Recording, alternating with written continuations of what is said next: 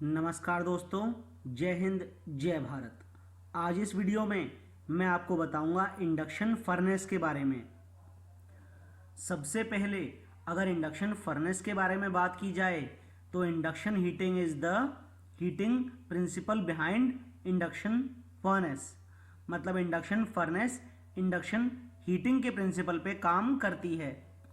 The heating by the induction method occurs when an electrically conductive material is placed in a varying magnetic field.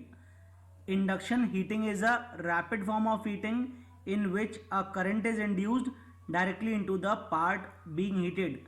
Induction heating is a non-contact form of heating.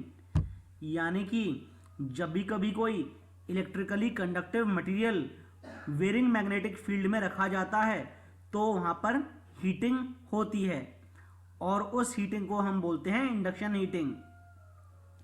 Induction heating एक heating का rapid form है जिसमें कि एक current directly induce होता है जो part गर्म हो रहा है उसमें। और induction heating non contact type of heating है, यानी कि यहां पर कोई भी पार्ट कॉन्टैक्ट में नहीं आता। The heating system in an induction furnace includes induction heating power supply, induction heating coil, water cooling source which cools the coil and several internal components inside the power supply। यानी main components जो heating system के होते हैं induction furnace में वो है induction heating power supply, induction heating coil और water cooling source. The induction heating power supply sends alternating current through the induction coil which generates a magnetic field। Induction heating power supply AC current induction coil में supply करता है जिसकी वजह से magnetic field generate होता है। Induction furnaces work on the principle of a transformer, यानी induction furnace उस प्रिंसिपल पे काम करते हैं जिस प्रिंसिपल पे ट्रांसफार्मर काम करता है। An alternative electromagnetic field induces eddy currents in the metal which converts the electric energy to heat without any physical contact between the induction coil and the workpiece। यानी कि alternative electromagnetic field eddy current को induce करता है धातु में जो कि convert करती है इलेक्ट्रिक एनर्जी को हीट एनर्जी में बिना किसी फिजिकल कॉन्टैक्ट के, और इस टाइप की हीटिंग को बोला जाता है induction heating. The furnace contains a crucible surrounded by a water cooled copper coil. Furnace में एक क्रूसिबल होता है जो कि वाटर कूल्ड कॉपर कॉइल से घिरा हुआ होता है। The coil is called primary coil to which a high frequency current is supplied. Coil को प्राइमरी कॉइल बोलते हैं जिसमें हाई फ्रीक्वेंसी करंट सप्लाई किया जाता है। By induction, secondary currents called eddy currents are produced in the crucible।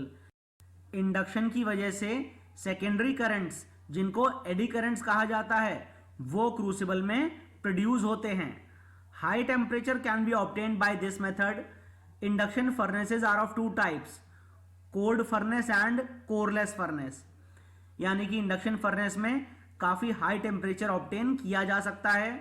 Induction furnaces basically two types की होती हैं, कोल्ड फर्नेस और coreless furnace. Cold furnaces are used almost exclusively as holding furnaces.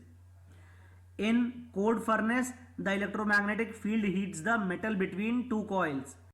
ज्यादातर cold furnace का ही इस्तेमाल किया जाता है होल्डिंग फर्नेस के जैसे। कोल्ड फर्नेस में इलेक्ट्रोमैग्नेटिक फील्ड मेटल को गर्म करता है जो कि दो कॉइल्स के बीच में रखा होता है। Coreless furnaces heat the metal via an external primary coil. Coreless furnaces में धातु एक्सटर्नल प्राइमरी कॉइल द्वारा गर्म की जाती है। अब अगर ये चीज डायग्राम द्वारा देखी जाए तो ये रिफ्रैक्टरी मटेरियल आ गया बीच में, यहां पर ये इंसुलेटिंग मटेरियल, यहां पर ये इंडक्शन कॉइल्स, यहां पर ये कॉपर की कास्टिंग है, ये टॉप का कैप हो गया, ये मेटल का स्प्राउट हो गया, ये स्प्राउट है और ये क्रूसिबल है।